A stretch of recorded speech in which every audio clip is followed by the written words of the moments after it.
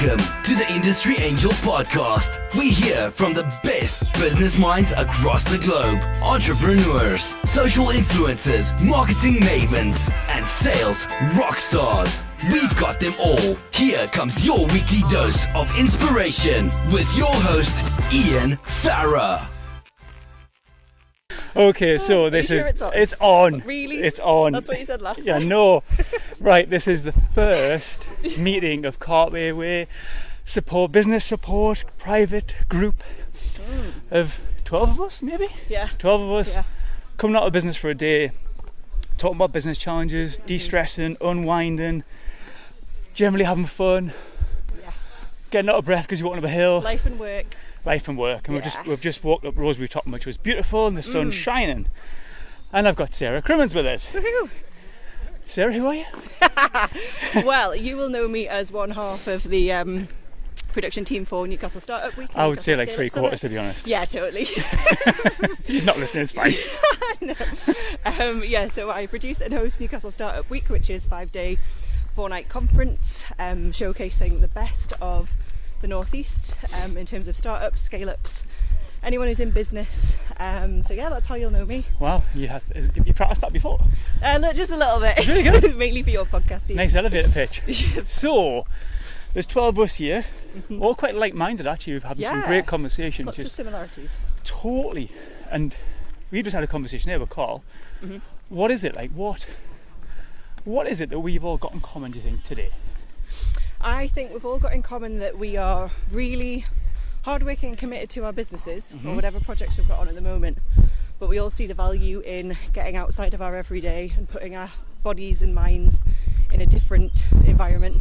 In this case, a beautiful woodland walk, fields, fresh air. Yeah, we see the benefit of like just taking a bit of time out and connecting with like-minded individuals to just create relationships and connections and see if there's any magic to be had. You know, it's really interesting. On the way here in the car, it was about an hour's journey for us from South Shields, and Carl said something which I totally resonated. He said, you know what it is, I feel quite guilty. Oh. Guilty that he's come today? Really? Yeah. Oh wow, I don't feel guilty at all. And you know, I get a feeling, even when I'm reading a book, and it might be a business book that might help me on in my career, in my business life, or whatever, in a personal life, I actually feel guilty that I'm taking the time to read it. That you're not doing the work.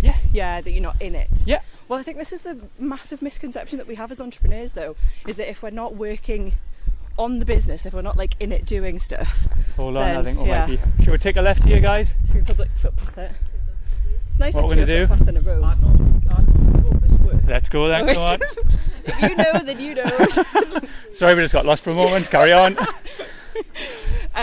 There's misconception that we're not working, we're not doing anything for the business if we're not like doing a pitch or a document or doing some kind of work that's like really directly linked to that, when actually some of the best things we can do for our businesses is taking care of ourselves. So reading a business book 100% contributes to your business, and doing something like this, coming out on a walk and connecting with people, could 100% contribute to your business as well, because you could end up making a connection here who you could do business with in the future, or could be a mentor or a guide, or they could hook you up with someone else, or just generally talking and kind of getting outside the office is really good for your well-being. So if you take care of yourself, your business comes hand in hand with that. I totally agree with that. And you know, we sat down over lunch there, we managed to get a nice little picnic table. Yeah. We sat down, I was probably getting on for an hour maybe, but we sat down and I asked everybody to come with a business challenge, and we only got through a couple. But what was interesting was no one's here with an agenda, no one's here to sell to anybody. Exactly. And actually what I had to as well, because what I found instantly was, the funniest thing was Grant there, he'd even wrote down some things that was going to help Lee. Yes. So Lee talked about his challenge, and then Grant said, right, okay,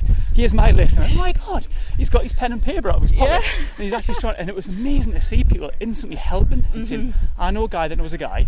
I know a lady who might know this one. I was like, yes, that's what I'm talking about. Yes. That's what it's about. I think we inherently, as business owners as well, we all actually want to help each other because we know what it's like ourselves when we get stuck, or if we just need that little bit of a help, little bit of a leg up, like getting that is invaluable. Yeah, and it's funny because also Carl mentioned this on the way down as well about this. I mean, we spoke about it before, this lonely journey of being an entrepreneur. Yes, It's only you Isolation. at the top. Totally, you can't talk to anybody here. some of the conversations that I've been kind of listening into and eavesdropping. And as I'm moving back and forth at the footpath, I can hear things. I'm like, honestly, I'm buzzing inside. Yeah. Because some of the conversations are absolutely gold, you know. Really brilliant. Really, really brilliant. Just experiences shared. Or just like general chit chat, which is really nice. Like, I think we don't necessarily need to get up on like a really deep level with each other, but I think we've shared stuff which we might not be sharing with other people. I know that someone was saying that they just need someone to like bounce ideas off sometimes, like just not even like really massive things, just small things, because they don't have that other person in the office because they work from home. Do you know what it is as well though? It's sometimes saying them out loud to yourself listening.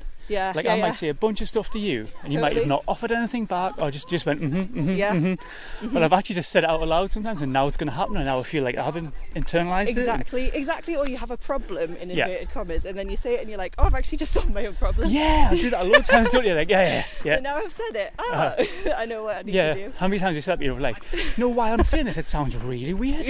I'm not, maybe it's not just me. No, that's true. Or sometimes I'll say stuff and I'll be like, I actually don't believe that, like that's not real at all. So, but I tell you what I've heard as well, loads of laughter. Yes, I love that. I do as well, and like quite often, I mean at work, again we were talking this on the way down, but you were saying like years ago, 5 or 10 years ago, people would have time for each other in the office. You might stop, have a chat, have a laugh, have a cup of tea. Do you think that's now gone? Like are people under the cosh now and think I can't talk because the gaffer might look at us, or are people under the cosh because the emails are so high up and the phone's ringing? Possibly. I mean, I work for myself, so like when it's just me, but when I'm in and I go into co-working spaces so I can talk to people. Right, okay. So like, and I do things like this so that I can talk to people. Yeah. But I don't know, it could be that they're under the cosh. I know that when last time I had a job was back, 2014? A job, I love that. Like a job where I was working for someone else. A real job. A real job. That was like 2014, and we were very much of the,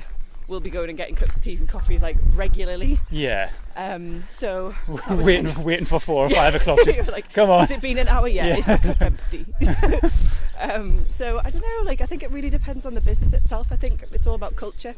Yeah. So I think if you encourage a culture of collaboration and team, then you're not gonna. People are inherently going to want to like have that coffee together or whatever. Are we actually going through a farm here? Yeah, I think we're going to go through a farm. Is this a thing? Are we allowed to go through here? It's a public footpath, is it? Alright, okay. Farmer's steering wheel out. Trespassing. We'll get some eggs on the way. It's now stroking sheep. The lambs. Matt, straight on or? Straight on. Right. Oh my word, look at all these sheep. We're going to have to walk through this field of sheep that might attack along the way. Close, open the car. Can you open that gate? Yeah. I am hopeless. So, we've got Nathalie Paris here, fellow podcaster. What else are you, Nathalie? Languages teacher, 7.5-ton mobile library bus driver, blogger, rower? Just yes, tennis player now. Mommy? Just, yeah, all of that. All of the above. So we're here, out of business, for a day, having a chat. What have you found? How have you found it? What's been useful? What's the day been like already? Well, it's just been a glorious day, like a isn't beautiful day for a walk for starters. And there's just, apart from you, Ian, there was nobody on the walk that I'd ever had a conversation with. A couple of people I've met before, your recordings, seen in passing, but not actually really talked to. Okay. And it's just been so easy. Has it? Just walking around and just talking to everyone.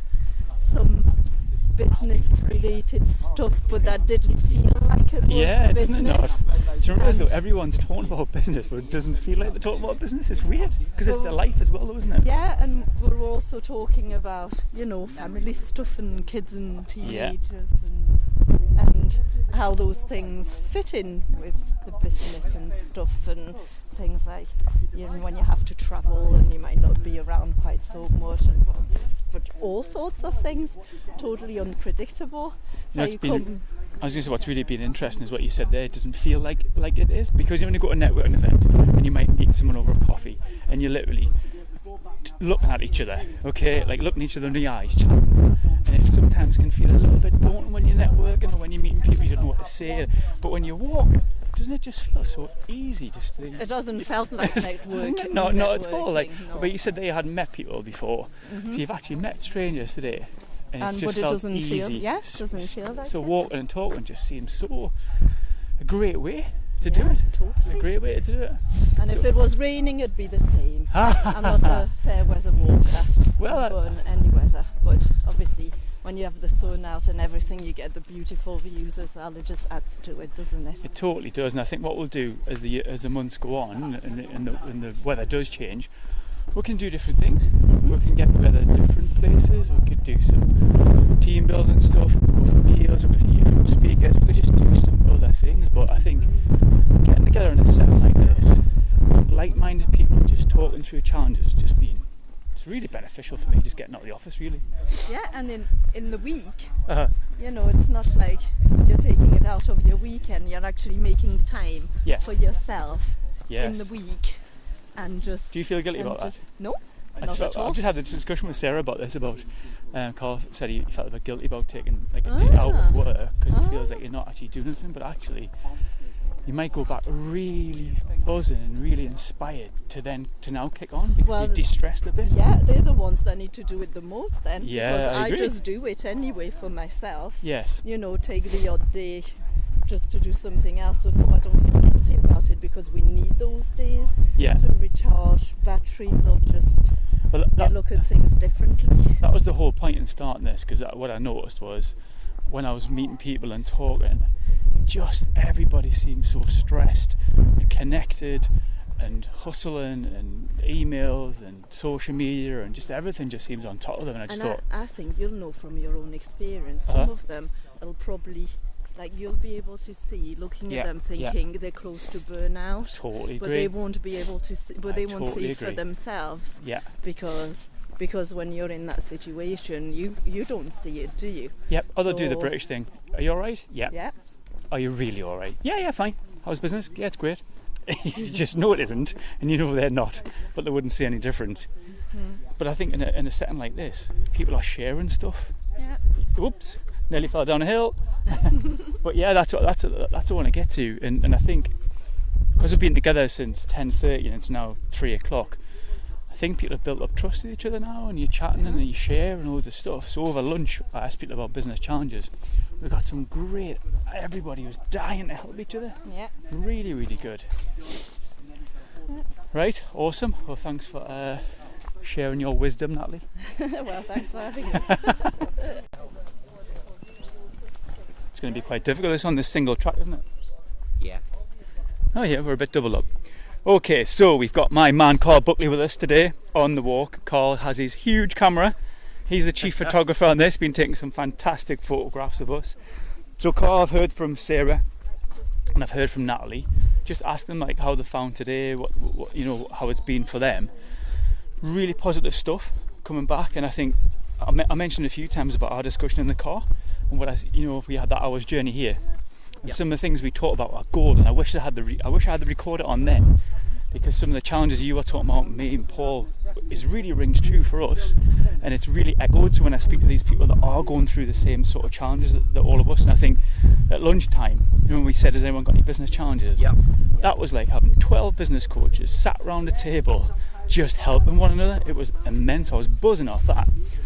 So how have you found it, and what do you think? Yeah, I think from my point of view, it's just taking the time to actually get out of the office in a really relaxed frame of mind. It's really, really good to be able to walk and talk, and not talk with this kind of the usual corporate mishmash in a really relaxed way. You were really held yourself back. I did, yeah. I did. It was going to be BS. Well, wasn't it? it was going to be BS, but hey, there you go.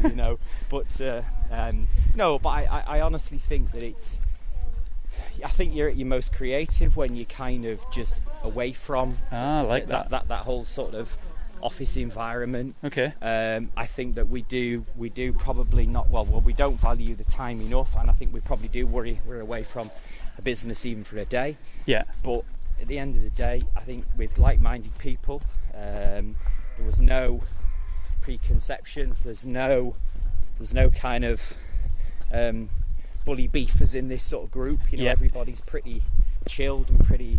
You get out what you kind of put in. I just think it's been actually a really, really good experience, and I think for me, it's probably when I'll get home. Yeah. And tomorrow and the day after, when then you'll get the real benefit. Because you reflect on it. Of course you do.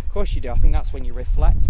And it's not about coming away with a 12-point action plan. Yeah. I think it's just about almost a little mini reset of the hard drive. Yeah. If you like, to just think, okay, I'm really interested to know where it could lead. Yeah. I do think it's a massive issue nowadays, where a lot of people either they know they need to do something and they don't know what to do, or worse still, a lot of people don't actually know that they need to kind of step out of it for a bit. Yeah. So I do think it's a big growing problem. It's been an interesting exercise, but I'd never doubted it wouldn't be. Yeah, I mean, we positive. spoke about this for, it's got to be a year, 2 years coming. We've said, like, this is what we've identified, this is what we feel, it's getting too much, we're connected all the time, people are getting stressed out, we need to do something about it. And initially when we first started talking about, I think we're maybe stretched ourselves and what it could be, and people joined Carpeway.com and put their name down on the address list, the MailChimp list. We sent it out. We got a bunch of people that just turned up, lovely like-minded people, and we're just going for a walk. No money's changed hands, we're just going for a walk, and we'll see what comes out of it. It's like a little MVP, isn't it? Let's just try a little prototype. It is, and I think that everybody will draw from it what they want to draw from it, but I do think that there'll be a common theme in that it was just a really positive experience. And you know what? It doesn't matter what you get out of it. If you feel that you've spent a few hours, or if you feel a few hours have been worthwhile, then that's it. Yeah. That's the acid test, isn't it? Yeah. Yeah, it was interesting because I mentioned it to a few people about what you said in the car on the way down. It really resonated with me about feeling guilty about taking time out, and I feel guilty about reading. I was just in that Nathalie there. It's mad. We should have. But this is our time, and the thing is, what you do in your time is actually what makes you you. Right. And I think that it's about trying to get a bit of control and not be controlled. Yeah. And I think guilt is an incredibly controlling emotion. Okay. And I think it's trying to break that cycle. Uh-huh. And as I say, it's just about actually committing and make it. It's the hardest thing in the world probably to commit, but then when you've done it, that's when you get the buzz. Do you know, it's funny, I was just saying that to Nathalie, it feels to me a bit like the Great North Run. Yeah. I don't like doing it. It's a half marathon, I don't enjoy it. But afterwards, but like what you're saying there, when you're reflecting, you feel like you've accomplished something. That's why I wanted to do what we've done today. Because it's not just like a little 2-mile jaunt around the lake. No. We've done a decent descent there, ascent and descent. I feel like we'll accomplish something.